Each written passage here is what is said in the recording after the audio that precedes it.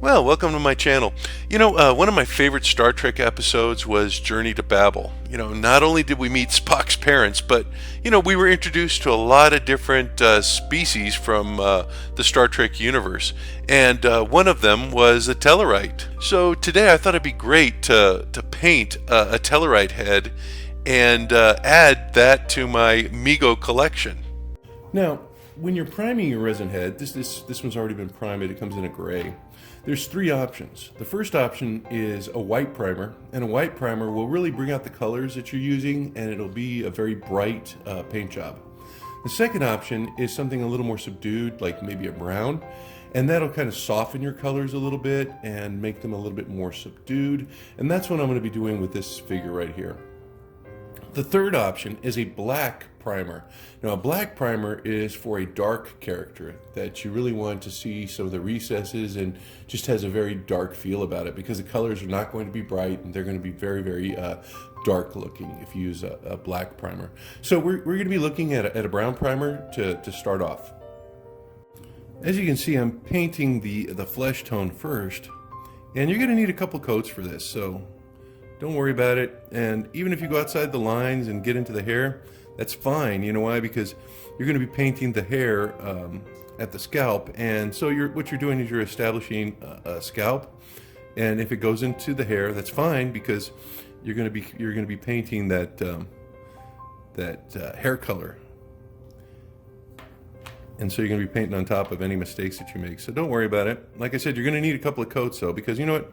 The brown is a darker color, and it's going to, it's going to darken your model and subdue the colors, like I said. See how I'm coloring into the hairline and to the eyebrows and stuff?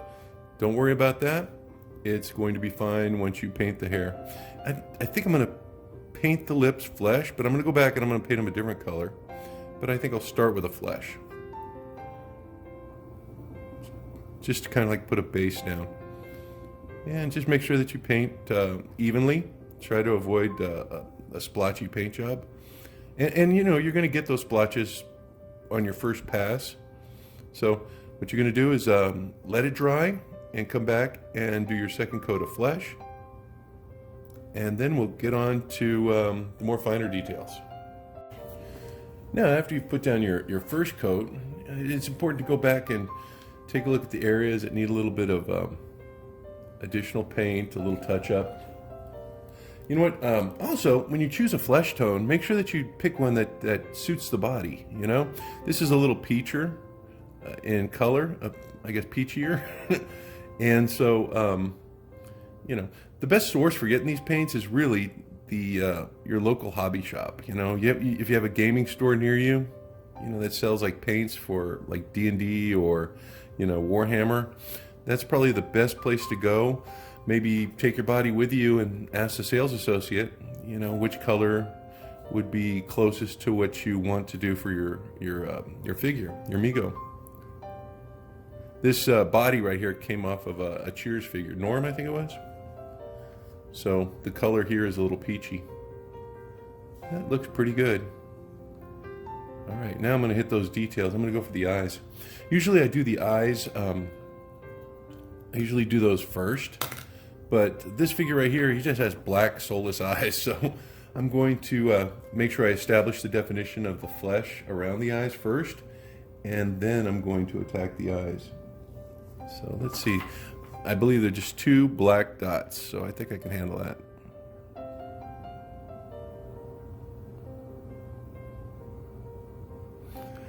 Now I think I'm going to go back and I'm going to put like maybe a white dot, just to kind of establish a pupil.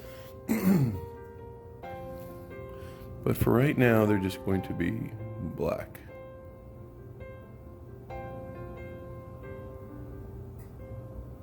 Now when you paint the eyes, you want to make sure that you have your smallest brush.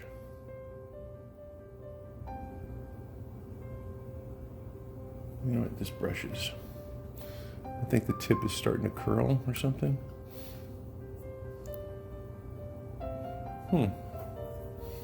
Maybe I just had a piece of fuzzy on there.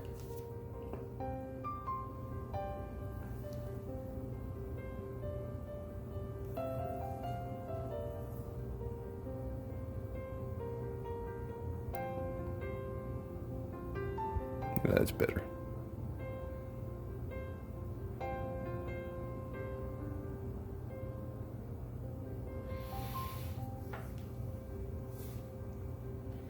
Sad Tellerite eyes, yeah.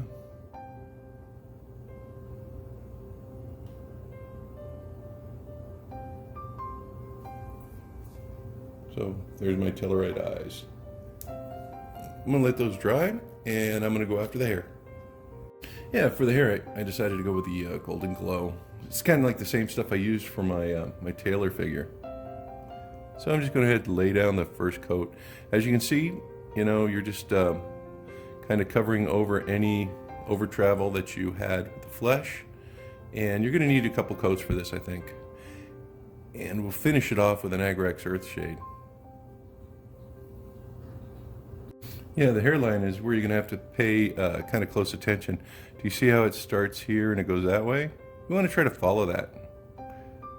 It'll give you a much more realistic model. So start in the middle and then just come across like that. You know, whenever you do these, you do want to follow the hairline. Believe it or not, those little brush strokes kind of are picked up by the eye. So they can make a difference. All right, he's coming along. I'm going to put my second coat on in just a bit, but right now I'm doing the beard and I'm doing the eyebrows. This is where you're going to have to pay close attention so you don't over travel into the flesh. I'm just going up to the lip. I'm glad I painted those flesh so I could see them a little bit easier. And you can see my brush strokes go right up to the lip and then down. It's looking pretty good. All right, I'll probably have to put 2 coats on his beard. But again, follow the natural hairline. You know, if the hair comes down this way, that's the direction you're going to travel.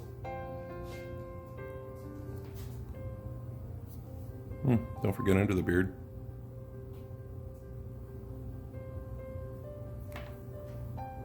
Now on the eyebrows, it's the same thing. You're going to start at the center of the head and you're going to move out towards the hairline. You know what? These resin models have a good amount of detail, so it's really easy to paint them. It's like just like a little coloring book and you're just filling in the lines. Well, he's looking pretty good. I think his beard needs a second coat. So what you're going to do at this point, you're going to go back and you're going to take a look and see what needs a second coat as far as the hair or the face. I can already see that the face, see right there under the, by the nose, under the brow, I'm going to have to touch up that with a little bit of flesh tone. So at this time, just go back, check your work, take a look at what needs to be fixed or maybe have a second coat added. But yeah, he's looking good, isn't he? Once your second coat has had a chance to dry, we're going to add the Agrax Earthshade. Now, you may want to dilute this, or if you want a darker beard, keep it straight as it is out of the bottle. But you can see it's picking up that fine detail.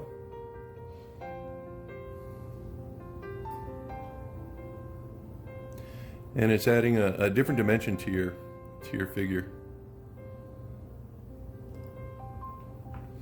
And you're just going to continue on. Be careful around the beard. Well, that reminds me, I got to paint the lips. This stuff is really a miracle worker. That's why I like it so much. Make even my stuff look good.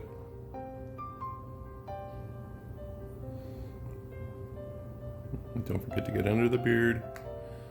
Define the beard with the beard line with the Agrax Earthshade.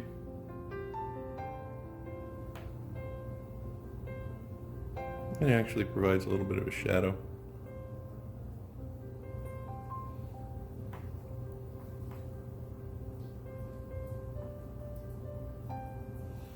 You can see how that's coming. It's looking just like the Tellerite on the show. I think I'm gonna need a little more water.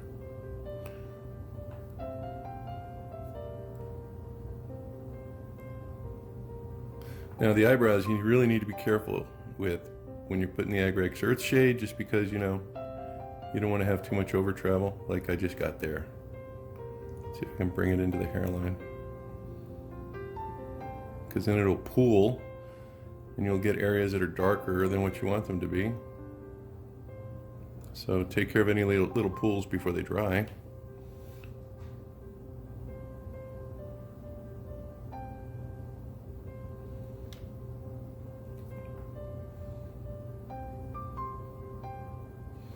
I'm going to go back and I'm going to redo that. But just like I said, use the Agrex Earthshade to kind of establish that line between the hair and the flesh.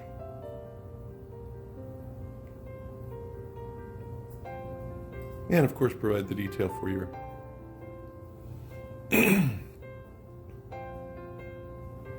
ooh, that looks terrible. I have to take care of that before it dries. And it's okay. I mean, you just use your brush as kind of a siphon, right?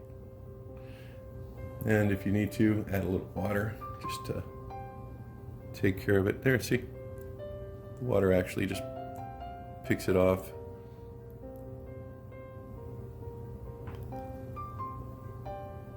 Okay, I'm going to keep doing that. And when you add the Agrex Earthshade to the scalp, just follow the hairlines, establish the part.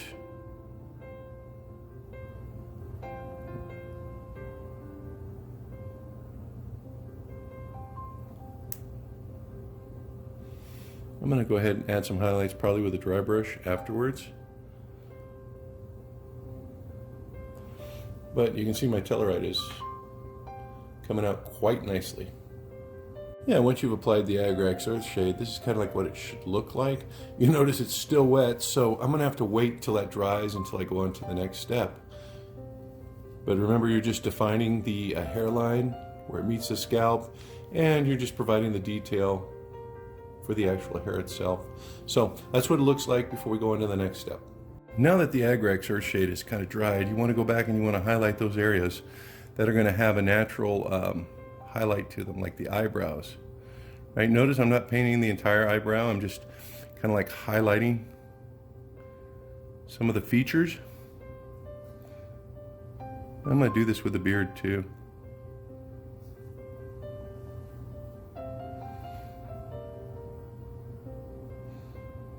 Highlight the mustache.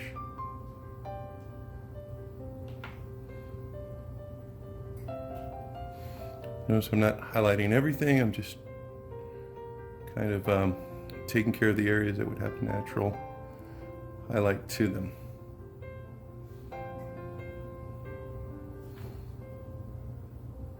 Underneath the beard, around the chin.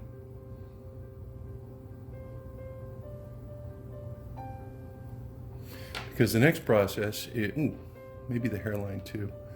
Just take a couple of these strands and highlight those as well.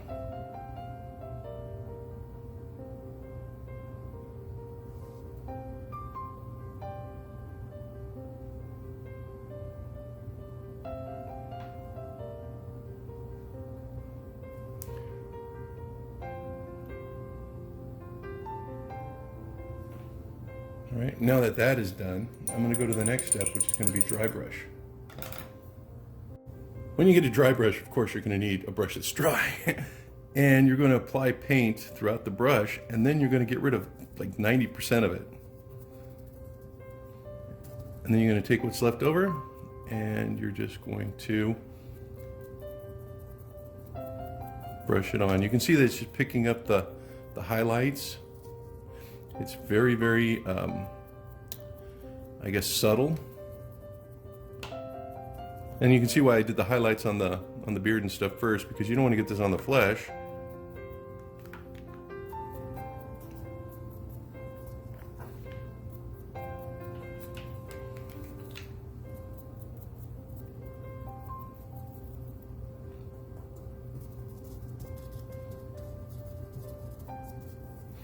And it's really easy to put too much paint when you dry brush, so make sure that you're getting rid of most of it, right? You don't want to have big globs of paint destroying what you've done with the Agrex Earthshade, establishing that those recesses that you were working on. And see, I'm going to blend that into the highlighted areas that I have here. And then I'm going to go across the beard. Again, try to stay away from the flesh, right? And so that's the dry brush.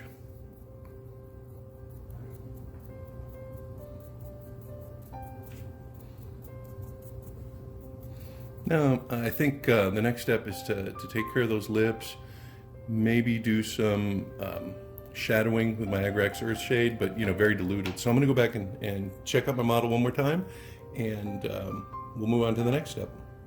As usual, I forgot to do the lips, so let me get those on really quickly. I'm just, again, using a tone that's a little bit darker than the flesh that I've established.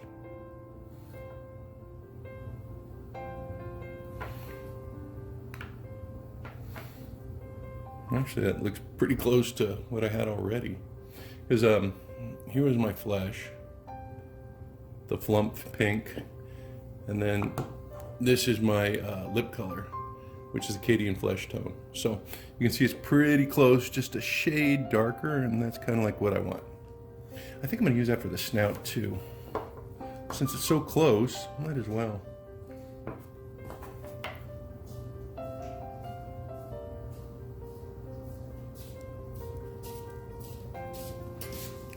Yeah, it's very, very subtle in the difference in color.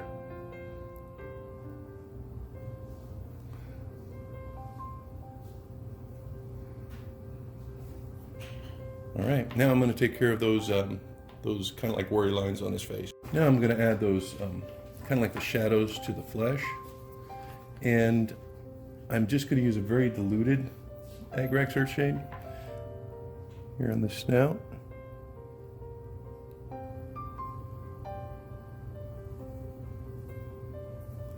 Underneath the eyes. I'll do it around the eyes.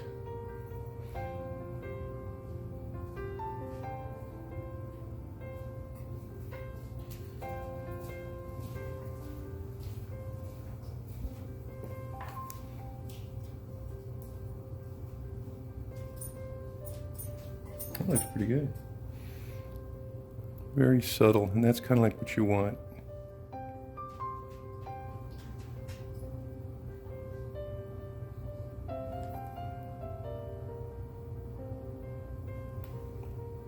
Yeah, that looks pretty good. And let me go inside the nose. And again, this is very diluted. You don't want it to be too dark. And let me go over the lips. And the forehead.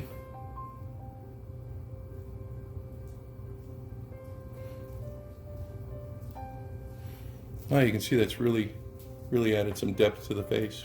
I'm going to let that dry. I'm going to check it out and go on to the next step. Well, there he is. Actually looks pretty good. Now that I'm happy with the paint job, what I'm going to do is I'm going to take my my matte clear enamel and I'm going to spray the head and set it.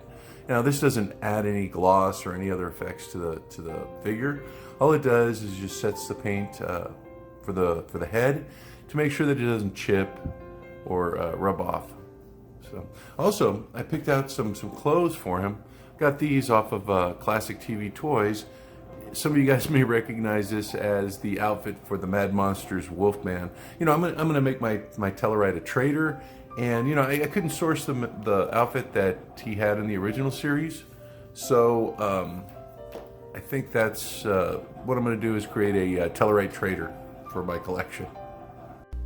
Well, you can see my Tellerite fits in really well with the rest of my Star Trek figures. Well, I hope this video has inspired you to try your own Tellerite figure, and I'll be looking forward to seeing you all again real soon with a new video. Y'all take care until then, and bye-bye.